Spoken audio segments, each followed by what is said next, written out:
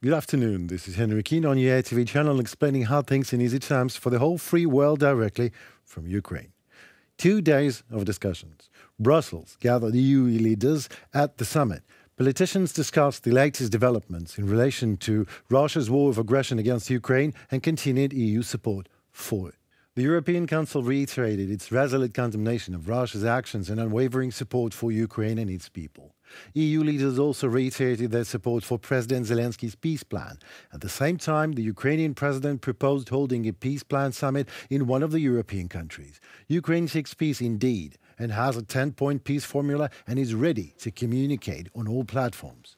The Ukrainian vision coincides with the position of the UN General Assembly expressed in the resolution on a just and lasting peace in Ukraine on February 23, 2023. Recently, various states have proposed their own peace plans, the advantages and disadvantages of which require a wider discussion.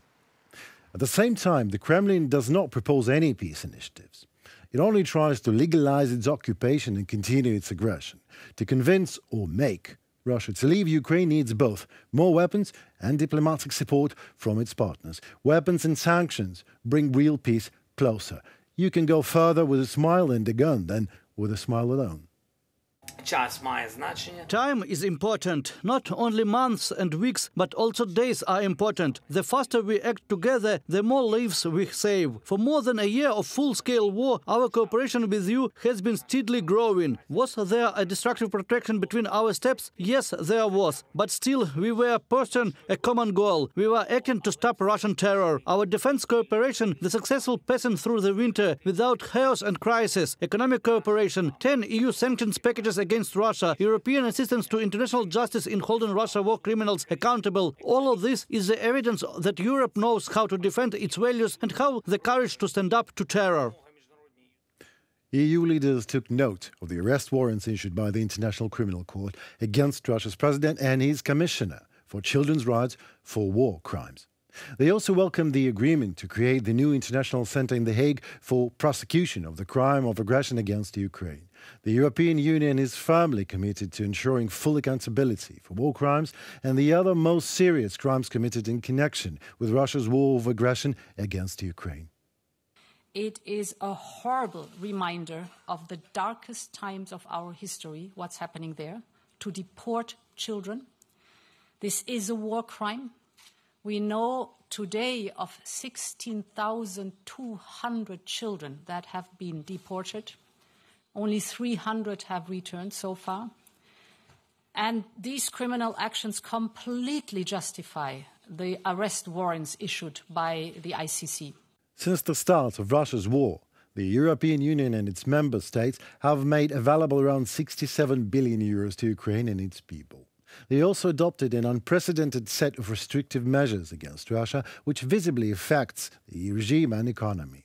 The EU remains committed to maintaining and increasing collective pressure on Russia through possible further restrictive measures, work on oil price cap with partners. EU leaders underline the importance of ensuring the effective implementation of restrictive measures and preventing and countering their circumvention. The European Union will intensify its work with partners to counter false Russian narratives and disinformation. Introduce the possibility in the 10th package on listing either personalities or companies or entities where we see, also in third countries, that they circumvent the sanctions. So a bundle of measures taken already. But this is certainly not enough, and therefore the 11th package of sanctions will also and mainly deal with the question of circumvention and how we can get against it, go against it. The European Council welcomed the agreement to provide Ukraine with 1 million rounds of artillery ammunition within a year. EU leaders remain committed to supporting, along with partners, Ukraine's repair, recovery and reconstruction by stepping up work towards the use of Russian frozen assets for the reconstruction of Ukraine, supporting the establishment of an international mechanism to register the damage Russia has already inflicted.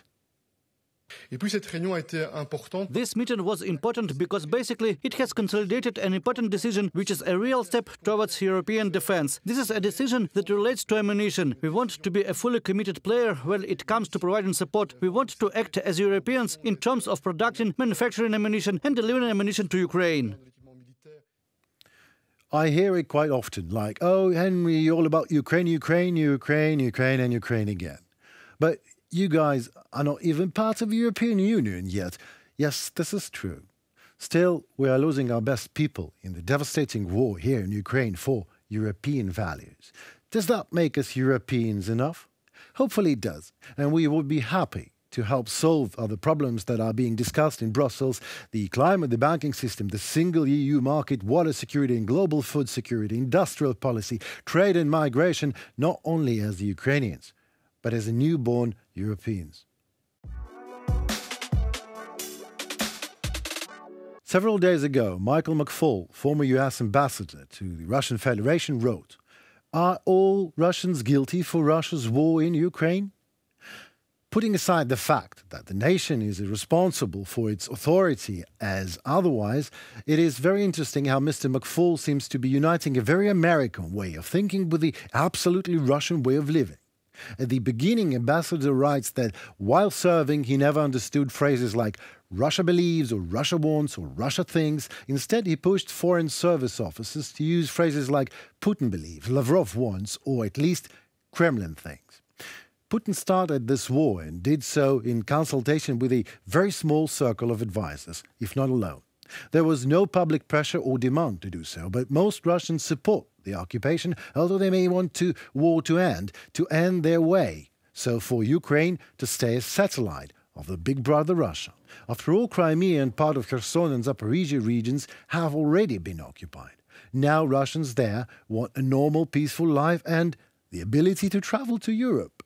Only a very small percentage of Russian people are embarrassed by the disasters of this war, and that is embarrassing.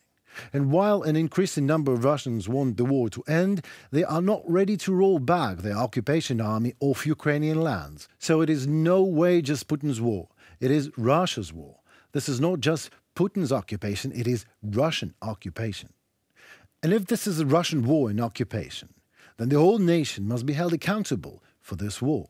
Indeed, it is difficult to imagine exactly how reparations and even the attempts of reconciliation will take place. But McFaul has several ideas. For example, democracies should dramatically expand individual sanctions on all Russians in official positions. They should impose sanctions on all members of the Russian government, all members of Putin's United Russia Party and other Russian parties supporting the war, all of the Russian billionaires, all CEOs and members of boards of state-owned enterprises, and all Putin's propagandists, including those artists who support the war. They can resign from their government and government-affiliated positions and avoid sanctions, or stay in these positions and get sanctioned. Regarding the billionaires, they all should be sanctioned. Right now, it is hard to understand really why some are sanctioned and some are not. But once sanctioned, they also should be given a way to get off the list. First, by denouncing the war and Putin personally. Secondly, donating 50% of their wealth to Ukrainian Reconstruction Fund. And thirdly, divesting from Russia. And fourthly, obtaining Ukrainian approval. Maybe I will be too rigid now, but it won't work for me. Of course, everything looks fine on the paper with all this condemning the war and leaving Russia, but there will be huge problems with half of the fortune and Ukrainian approval on it. First of all, how to determine who should pay? A billionaire? And if the person has only $500 million, do we split it anyway? Moreover, knowing the level of ingenuity of corrupt officials, it is not so difficult to hide one's wealth. And regarding Ukrainian approval, who has the right to issue it? Authorities? But in Ukraine, as in any democratic country, there are different views and actions, especially on everything that concerns Russia and Russians. For some, redemption and conviction will be enough. And for some, the only possible perception will be the conviction of Putin in The Hague or another long-term process. Therefore, it will not be easy, to say the least, to find a compromise.